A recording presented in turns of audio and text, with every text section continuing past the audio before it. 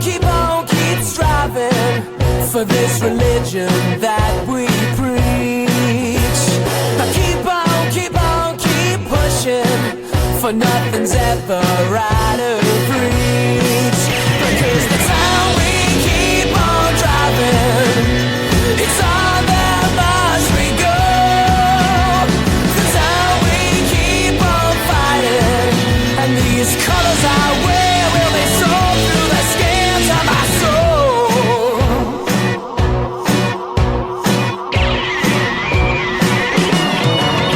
Good evening, morning, wherever you are when you listen to this. Welcome to the Luton Town International Podcast.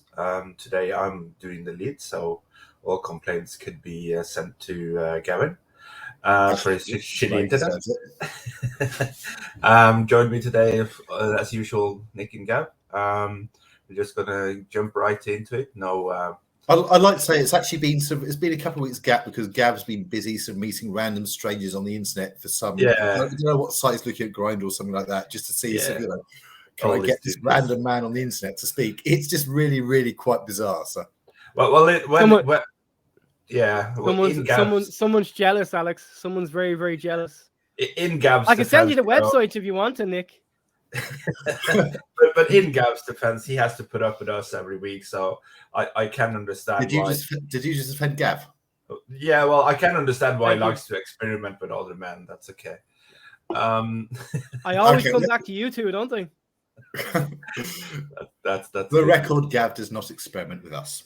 Nick, that would be a thought nobody wants. So. All right, I'm not going to go further into that. We're going to jump straight to it, as I said. And last time we talked about a lot of new signings, and after that, we of course signed 2 more players. So Jacob Brown was signed for yet another undisclosed fee from Stoke. Ex-Barnsley Jacob Brown. Come on, we've got to get that back. Yeah, well, he's ex-Barnsley as well. That's very important to add in. So because we are pretty much the Barnsley Pro club now, I think we have like 6-7 of their players or something. Yeah, undisclosed fee. I've been told it's about 4.5 mil plus add-ons. Let's see. Yeah. It's not undisclosed now, is it? You've just disclosed it. Come on. I know, but I think in the board's defense, the fact that they don't disclose contracts, the fact that they don't disclose cash, like people who are interested in them will actually have to do work in order to find out if they can poach them freeze and stuff like that. So Jacob Brown from Stoke, what are your thoughts about him? I'd be surprised the fees that much, to be fair, but I think on the all I know about him, which is, let's face it, the 20 minutes I saw on Saturday, probably like most of us, I think he's almost been brought in case as an alternative to Coulson if need be. I think he's kind of similar type player, sort of, good in the air, sort of mobile, runs all day. And I think it's a case of adding fairly similar to what we've got. He might have a few different things, but as we saw, obviously we're going to get run around a lot, so it's good to have the players who can come on to potentially change things or potentially freshen things up if need be. Yeah.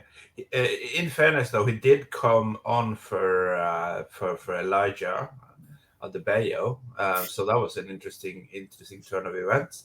I think we ended up the game we ended up with 3 strikers at the end. I think we went a bit more offensively after getting to 2-1, but. Yeah, Jacob Brown seems to be a good signing. He has the speed, he has the talent. So yeah, it's looking promising. And then the X signing, nobody saw it coming. And Ross Barkley joined the club. Gab, what's your thought about that?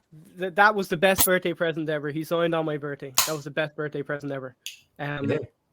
A proven Premier League player, which is something that none of our other signings this season really have been.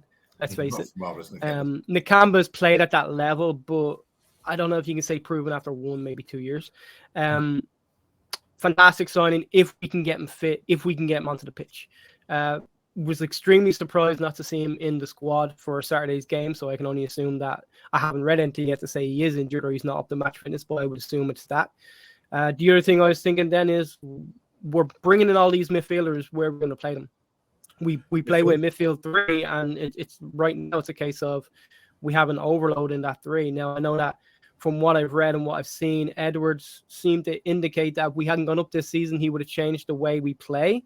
So I'm wondering if he's thinking about that long term. If we go down this season back into the championship, to be able to get the players in that will be able to play the system that he wants to play next season. I don't think Ross Barkley isn't necessarily a long-term signing. He's not going to be on the wages he would have been, but he's not going to be on cheap wages. So I imagine he's been signed on for a year, maybe an option. Mm-hmm. If he performs, then he'll go to another Premier League club. If he doesn't, then it's not on the Championship, but it's equally it is a player you bought him with experience, and apparently even Sky Sports. I heard they were caught completely by surprise with it as well, and they've normally got some fairly decent sources on it. Now with Ross Barkley, it's obviously you see a few comments, some negative ones from Everton fans. I think he left under a cloud. Chelsea, I don't think he got too much of a look in. I think he was previously a wonder kid, almost been billed as the next Gaza. Got 33 England caps. I think he's sort of dropped off a bit, but if he can rediscover some form, but it depends what Ross Barkley you get. But certainly if you can get him on form, he's going to be that person who can make that vision, see those passes. He's going to have to fit into a work rate as well, though. Yeah, it's a win-win situation. It's a win-win situation because if it works out for Luton, then it's great. He may be a type of player that keeps us up this season. Win for Luton, and it gives him a chance to show that he can still do it at the Premier League level. And as Nick said, move on next summer, which I think a few of our players, if we stay up this season, if we do well, I think a few of our players might. It is a bit of a punt, though. It's kind of like a Dele Alli situation.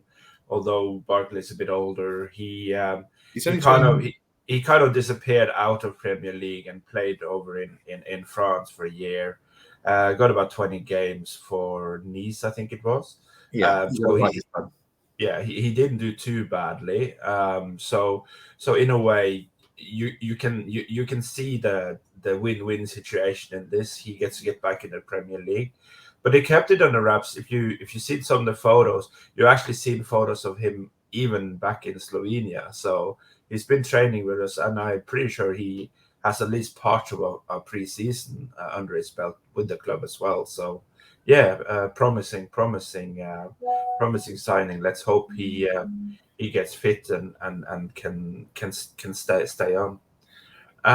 Moving on to the Brighton game, I'm going to do this a bit differently. I'm going to bring one expert in for each half, but I just wanted to start with how did it feel the start of the game. This was Premier League, and we were playing Brighton, and Luton Town is in the Premier League. What were you guys feeling when it kicked off? Well, I think it was probably an absolute honour and a privilege for Brighton to be on the same pitch as us. Brighton gets to host actually us for fan members of Premier League, which they probably haven't done before, on the opening game of the season. That's a big thing for them. Actually, I think not that I'm going to be I'm not going to go full stato here, but I believe we did share a season in the Premier League with Brighton back in '82. I think Brighton No. Premier League started in '82. They had one season in the Premier League, or League One, of course, as we call that, and they went straight down again. And I'm pretty sure we played the same season, but anyways, Gav, what were your thoughts when it kicked off? A lot of emotion.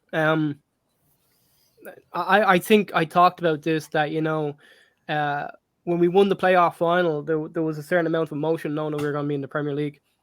That kind of raised a little bit when the fixture list came out and you could finally see, oh shit, we're actually playing against these teams. And then on Saturday when the teams walked out, absolutely amazing feeling to see Luton in the Premier League. And I think there's still one more to go on that emotion train, because it's going to be extremely, extremely emotional to see Luton walk out at Kenilworth Road as a Premier League team. Because Kenny's been through a lot, and we all know where it stands, and we all know we have a new ground coming. But to see the Premier League come to Kenilworth Road, that's going to be an experience. and a complete nightmare for the teams that has to go there. The first teams though going to be Gillingham, I think. Was it Gillingham? Gillingham will be the first game in the League Cup. I mean, that will be. I said that would obviously be our reserves, but our reserves are now really quite decent. Yeah. It's like we have a Division 1 side and a Premier League side now, isn't it? Yeah, I mean, obviously with this claim, our reserves will be sort of. I would imagine there's a few of the development players. Well, some of them playing the pre-season, sort of, especially in defence, because defence we don't have the fit players at the moment to rotate people in and out. True. I would be very surprised if players like Jack Johnson doesn't start that one. But I'm progressing here. Yeah, Joe Johnson. Jack Johnson is the singer. Oh, okay, fair enough.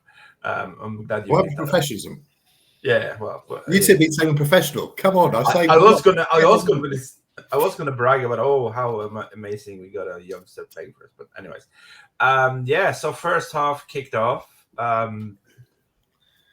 First half, I thought we defended really well. We looked to counter attack. We were pegged back by a technical, strong Brighton side. Gab, what did you think about that first half? I thought you could tell that a lot of these players haven't got Premier League experience. I think Brighton looked much calmer and much more collected on the ball. I think we did show once or twice that we, as you said, the counter-attack, I think we can hit teams on the counter-attack and cause them problems. But I think for the most part, for me, it was a case of not if Brighton were going to score, but when they were going to score and how we were going to react to them scoring. I think when Brighton scored, we reacted very well. We didn't let it fall apart. We kept going. We kept with the game plan. Carlton, I think it was in the second half, probably should have scored in the corner, but we kept going and we didn't. Here's the thing: when you look at the full-time scoreline, you see 4-1. I know a lot of people that won't have watched the game will look at the full-time scoreline, see 4-1, and go, "They're going down. They're going to be beaten by every single team this year." But we didn't disgrace ourselves. The scoreline was a little bit off, and I think Brighton probably deserved 3. But Luton didn't disgrace themselves, and I think are going to put up another good performance against Chelsea. Although I do think that's also going to end in a loss. Mm. And going on to the second half, I wrote down we're getting a bit more adventurous, and we got punished for it in the last 10 minutes. Does the result lie? In my opinion, when Nick, when it came to the 2 penalties, I thought neither should have been a penalty in my opinion. Neither a penalty in a million years. I mean, you've got VAR. I don't understand the point of VAR. If the referee gives a penalty, he'll get the wrong decision. VAR looks at it and says, yeah, that was very dubious. We'll still let it stand. I mean, it was obviously their one, the actually sort of, the ex-gummer diving little whatever who our fans were singing a few comments about his 15-year-old girlfriend about. It's, if you're wondering where that came from, which I think came across loud and clear on the camera. He's kind of, if he's felt slight contact across his chest and he's gone down like his leg's been shot. So you're looking at, I think that's not a penalty. Then our one, I'm thinking, okay, the guy can't really do anything. He's dived in, he's got his back to it, it's the back of his elbow, it hits it. But apparently that is now a penalty under the rules. I don't know what the rules are anymore. Yeah. you gotta say that second half, man, everything was happening and it was happening so fast. And I thought we defended really well the first half. We were organized. Second half, when we kind of lost a little bit of energy, especially in the midfield, which is why I think we're loading up on midfielders, because we are going to need that injection of energy in the midfield come the 60th minute, because we need some more strength in midfield then. Do you think this result, while it looks like a thrashing, it's also kind of good for us? Because, well, if people weren't underestimating us now before the Brighton game, they will be underestimating us moving forward. No, only on results if fans see it. I mean, I think coaches, which everyone do their research very, very well.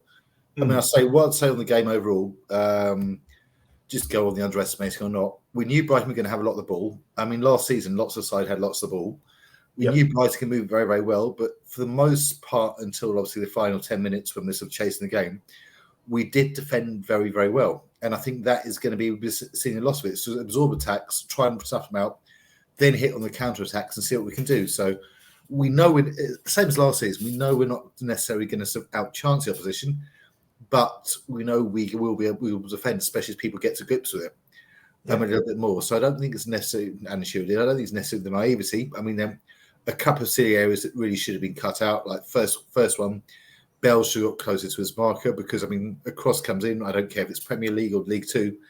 So if the cross comes in, you need to be near the person with the ball. They're going to punish you a little bit more.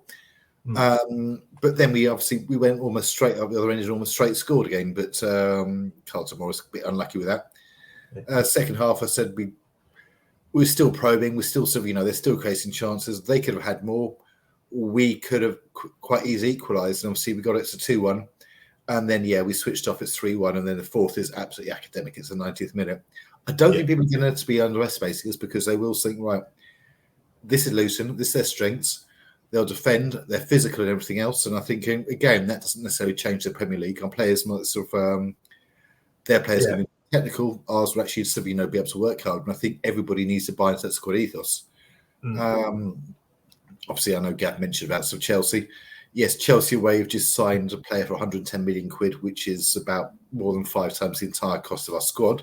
Just to put it in perspective, we're a team in the same league, and that's absolutely ridiculous as well. So much for financial fair play. You can do that, but I mean, Chelsea last season they spent 500 million in January, and they had an absolutely shit second half of the season. So you never know what side's going to turn up. And I really hope they turn around thinking their fans have just got this thing thinking, nah, it's only Luton, we'll be absolutely fine. Yeah, and you saw with Nottingham Forest signing 19 players last season to prepare for Premier League and spending 172 million pounds. They still struggled till the end of the season to stay up. So money isn't everything in Premier League. It is a lot. The way I see it, we kind of have 2 divisions in one. You will have the top 8 teams that will kind of maybe be a few points in front of the rest, and the last 12 will kind of battle against relegation. So we'll definitely very early see a kind of a split in the division with some teams that are simply just superior than others. But as the season drags on, we will see more fatigue amongst those teams as well, and we'll see more bingo results, I think. Throwing to Gav, we discussed VAR. I'll let you make your comments on that as well, but also the new extra time rule. Are you happy with us having to play the 7 or 8 extra minutes for extra time? That's kind of like a mini game in itself. Wouldn't it be? I think there was 6 minutes on Saturday, wasn't there? I want to say there was 6 minutes. Here's the thing: as long as I can understand it, I get it, and I understand it, and I understand the reason behind it, and I get why some teams are for it, and I get why some teams are against it. The bigger teams seem to be very much for the time being added on, because they feel that, especially against so-called smaller teams, that they're going to time waste coming near the end, and then the referee needs to add that on. And we've talked about that when we've come up against so-called smaller teams in the past, when we were in the conference and whatnot. That they're obviously time wasting, and we've done it ourselves against so-called bigger teams. So I understand it. I think it's ridiculous when it gets into the double digits, when it gets into 10, 11, 12 minutes. I think that's ridiculous. But as far as the time being added on to the end of the game, I mean, you're looking at substitutes supposed to be 30 seconds, so straight away there was, I think, Luton brought on 3, Brighton brought on 3. So that's 3 minutes right there. 5. Yeah. Okay, so that's a lot of time added on right there. I don't think the referee added on too much time in either half for the Luton game when you really think about it, taking away the substitutes and whatnot. The first half, I think there was only a minute.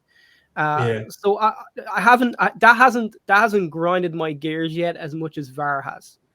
And for me, the problem with VAR is, as Nick said earlier on, the Brighton player goes down. It's not a penalty in a million years. It's never a penalty.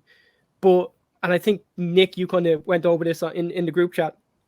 They've looked at it and went, it's a dubious decision, but we don't see enough to overrule it, or whatever it may be. And it's kind of like, no, there's obviously enough there to overrule it. You just don't want to. You don't want to overrule the referee on the pitch. And then for our penalty, again, it's the same thing. Like, how is Lewis Dunk supposed to defend that ball without his elbow being in the position that it's in? It's never a penalty in a million years. Yeah, and Literally, right? the, It's ridiculous. the funny part with the difference of the two penalties was that for the Brighton penalty, the VAR didn't ask the referee to look at the screen, but for the Luton penalty, they asked the referee to look at the screen because they were that much. I missed that because normally if a referee is asked to look at the screen, I've never seen show a it. referee being asked to have a look at the screen before and actually sort of not overturn it. Normally, as soon as the referees have a look at it, the referee go, well, if you think I should have a look, then I'm overturning it. Yeah, well, he did, and it didn't turn into a penalty. He didn't change his mind. So, yeah, no, maybe. Well, I mean, you're looking at we're talking about Luton, obviously Luton Brighton here as a Luton Town podcast. We're talking about the Luton Brighton game, but you look at some of the decisions just over the weekend in general that I've seen. Like Chelsea's Chilwell's goal for Chelsea. Like I even said it to you, Nick. Someone please explain this to me. I do not understand. Like his back foot is in line with the Liverpool defender. As what I was aware of was if any part of your body is onside, any part of your body that you can score with legally is onside, you're onside. Yeah, I think the rules been changed slightly. Yes, again, I'm not sure the rules have been changed this year. Yeah. The entire player has to be offside now in order for it to be offside.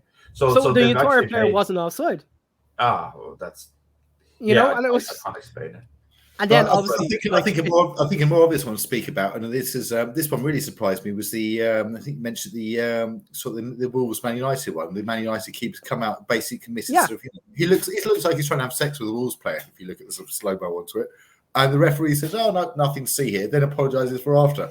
Are you thinking so? Right, if you've got a referee, fair enough. They can make a mistake there. VAR has a look at it and says, "No penalty," and then a referee comes out after and said, "Yeah, sorry, we got that wrong." So how many people do you need to have a look at something at the time rather than sort of 24 hours later and thinking what's going on? And that was going to be the next one I brought up, was the Wolves United game. Like, how is that not a penalty? You know, and we've been talking about Wolves as one of the teams that we see as being down there with us this season. So that is a point robbed from Wolves when you look at it. You know, because chances are they scored a penalty. Yeah, but if Nick sees that as sex on the pitch, maybe he's the one who should be looking on Grindr and not Gavin. Yeah. That's my comment to that. Thank you, Alex. moving on from that game, I want to discuss a little bit more. How did you think our new guys did? I think we had Kabore, we had the new goalkeeper whose name escapes me right now. Yeah, and we had Giles on the left, and we had obviously Nakamba, but he's played for us before, so I won't add him. And then we had Mads Andersen in the defense, and so how did you guys feel on the right as well? Yeah, Kabore on the right. So how do you? I mean, I think basically when we had a look at it, on both sides, I thought Kabore in the first half impressed. He actually had the pace. He was getting back and attacking a lot, and he looked quite threatening going on. Giles, seeing it at the time, I thought he didn't get involved as much. However, if you then look at the stats after, and I'm thinking, right, okay, so with the call ahead, have a look back. Giles put in something like 16 crosses out of the 22 we had. 5 of them were sort of, found the person. We almost scored from a couple of them. So Giles, from sort of, not some necessarily impressing on first glance, because maybe Kabore looks about shining him. I think Giles shows what a signing could actually be, because he's got someone who could deliver crosses that sort of, many crosses, and obviously getting five successful crosses in. Okay, 1 out of 3. That's still not a bad ratio onto it if they're landing on, say, Carlson Morris's head. No. Yeah, I agree. I think Giles did really well offensively. Defensively, he has a lot of work to do, in my opinion. He got a bit too much aggressive, and he got caught out of position many times, and Bell had to come in and clear up a lot for him, which rarely did happen under Doughty, because Doughty worked both forward and defensively. Kabore, we didn't have to see Mads Andersen going much out to help him cover on the right back. And in my opinion, he also had the toughest opposition as well against that Japanese Mitsunda, or whoever his name was. The way I saw it, they definitely had a bit of an issue there. Mads Andersen, central defender. Are we happy with him?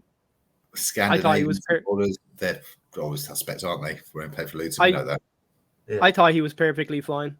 I didn't think he did an awful lot wrong. Again, you're talking about the defense, and you've let in 4 goals, and you're realistically saying like they didn't do an awful lot wrong. You know, Anderson was fine in defense. Giles was, as you said, better going forward than he was in defense. But Amari Bell made the mistake for obviously the goal. Locks looked like Locks, which was great to see. Kabore was fantastic up against Matoma. I didn't understand the substitution of bringing Dowdy on for him. The only thing I can think of is he's on a yellow card and he's up against Matoma. There's always a chance he can get sent off. I think Rob Edwards explained that. He said it was also basically we were getting slightly overrun down the side. So we done a bit on the yellow card. And he thought, okay, we're going to need to change it, double up, because you can't risk a player getting sent off. I mean, we'd have been absolutely murderous to get sent off. Yeah. And also maybe he's tiring a little bit, so he brings him down so he can play right wing back perfectly well as well. And then just get that little bit of extra cover onto it. So obviously we then can see 3 goals, but it's I thought our midfield was extremely poor. Just with closing down gaps and we're holding on to the ball when they did get it and stuff like that. I that's why I'm looking forward to someone like a Clark coming back or a Barkley coming in, someone who's not necessarily just a run, but someone who can get on the ball and give us time and give us an outlet. I thought the midfield was extremely poor. I thought Morris and Adebayo up front were fine. I think Morris showed that he can be a real threat at this level. Yeah. And when you look at it with the midfield, I thought Pelly was a bit off his game, but he normally takes a few games to get firing fully. And he did do that mistake before the 3rd goal, was it? Before we criticize too much, I would like to say congratulations, Pelly, the first player to actually go from non-league to the Premier League with the same club. And I think that's the important thing to get in first. And as bad as our midfield was, I actually thought Pelly was our better one. It was sad to see him make the mistake. I thought he was the best of a bad 3. And I also was going to defend him because I thought that the clearance that happened before he made his mistake was really poor. I can't remember who it was, if it was Anderson or if it was Locks.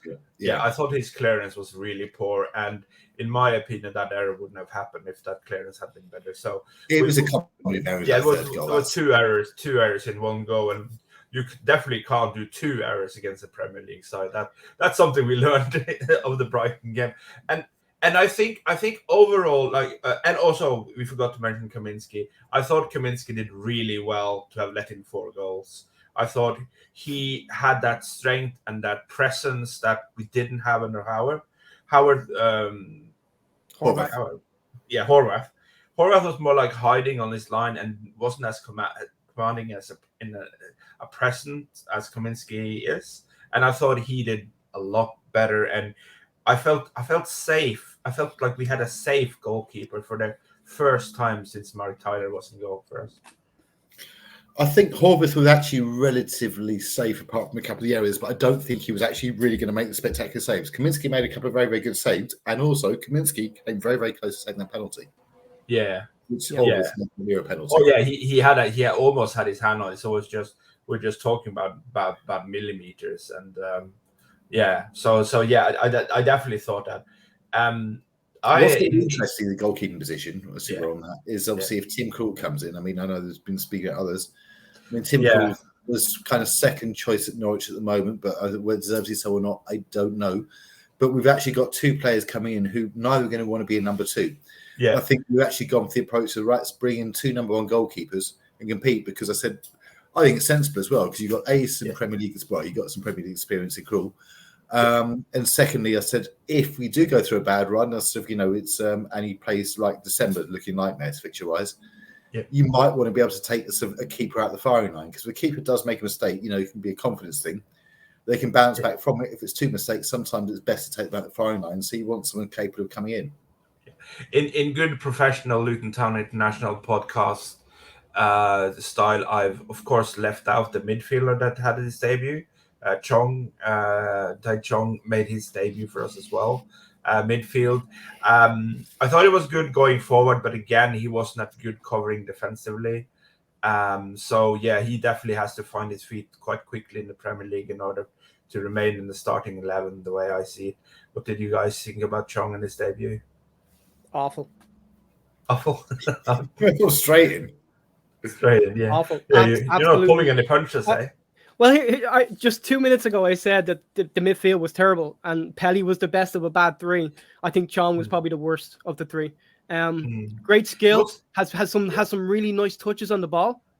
Yeah. Pushed off the ball. What I said to you when we played Sheffield Wednesday, pushed off the ball far too easy, didn't get back defensively, didn't close down the gaps. Like, with the system we play, he needs to be able to do that. If he can't do that, or give us something different, like a Clark or a Barkley would do, is in that he can pick out passes and whatnot.